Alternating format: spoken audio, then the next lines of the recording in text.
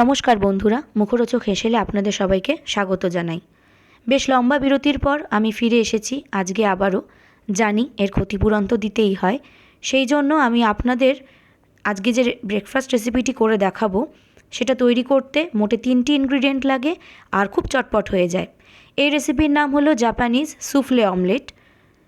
শুরু করবো এই রেসিপি, তবে তার আগে আমার চ্যানেলটিকে সাবস্ক্রাইব করে আমার অবশ্যই পাশে থাকবেন। নতুন ভিডিও নোটিফিকেশান পেতে বেল আইকনটিকে প্রেস করবেন। ভিডিও ভালো লাগলে প্লিজ লাইক করবেন, সকলের সাথে শেয়ার করবেন এবং কমেন্ট করে জানাবেন আপনার মতামত। এই রেসিপির জন্য আমি এখানে ব্যবহার করছি 2টো মুরগির ডিম।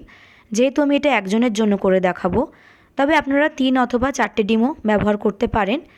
প্রথমে আমি একটা ডিপ মিক্সিং বোলের মধ্যে ডিম দুটোকে ফাটিয়ে নেব এবং ডিমের সাদা অংশ থেকে কুসুম অংশটা আলাদা করে দেব।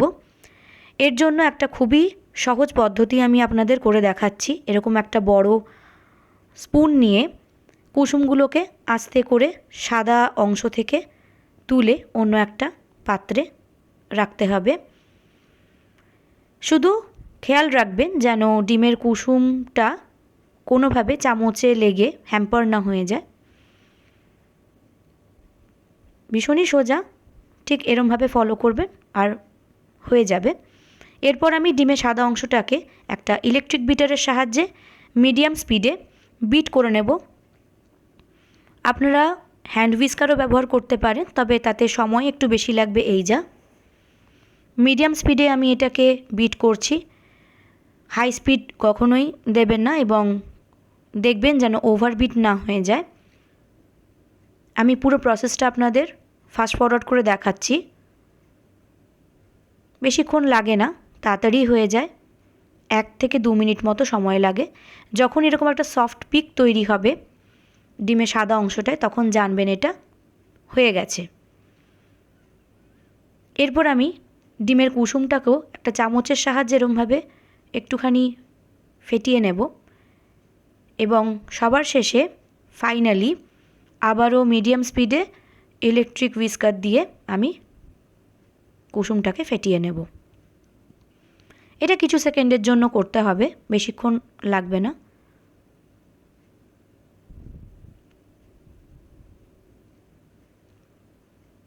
মোটামুটি 6-7 সেকেন্ডের মতো ফ্যাটালেই হয়ে যাবে। এরপর এই কুসুমটাকেও আমি দিয়ে দেব ডিমের সাদা অংশটার মধ্যে, যেটা আমি ফেটিয়ে রেখেছি।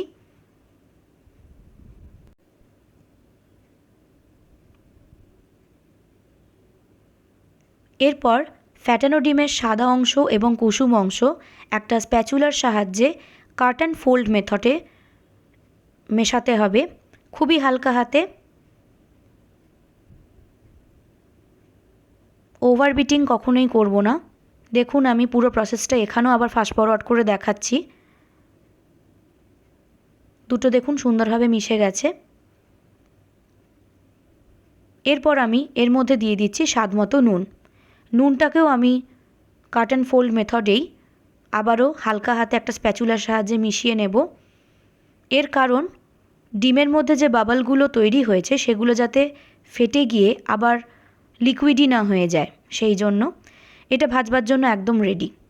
ডিমের প্রিপারেশনটা করতে করতেই কিন্তু একটা ননস্টিক প্যানকে লো ফ্লেমে গরম হতে দিতে হবে।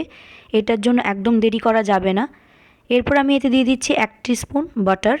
বাটারটা গলানোর সময় প্যানটাকে একটু নাড়িয়ে আমি প্যানের তলদেশটা এবং চারপাশে যতটা পারা যায় বাটার দিয়ে একটু কোট করে নিচ্ছি।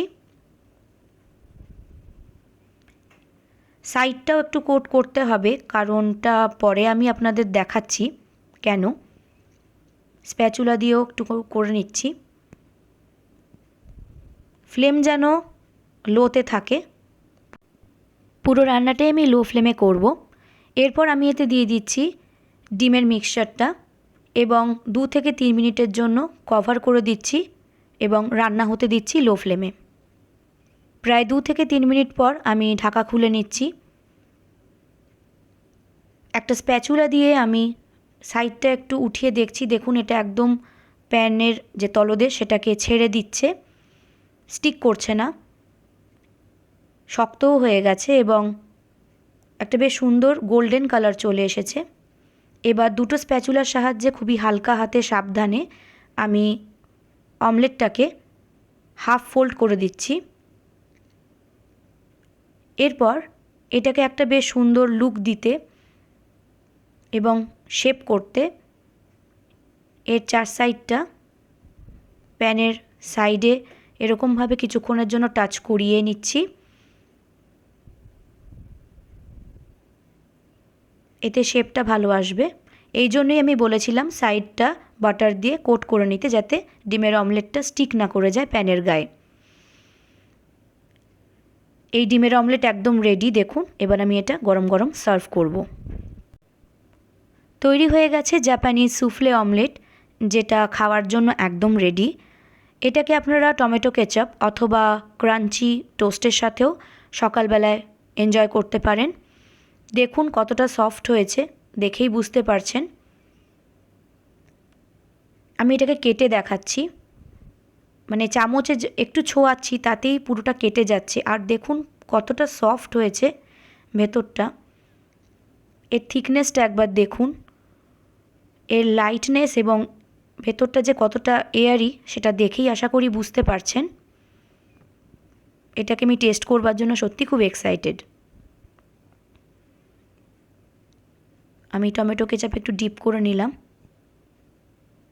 সত্যি এটা অনবদ্য খেতে হয়েছে এবং চিরাচরিত ডিমের অমলেটের থেকে খেতে অনেকটাই আলাদা, যদিও তৈরি করতে কিন্তু সেরকম কিছুই ইনগ্রিডিয়েন্ট লাগে না। অবশ্যই এটা আপনারা বাড়িতে ট্রাই করুন এবং আমাকে জানান। Thanks for watching.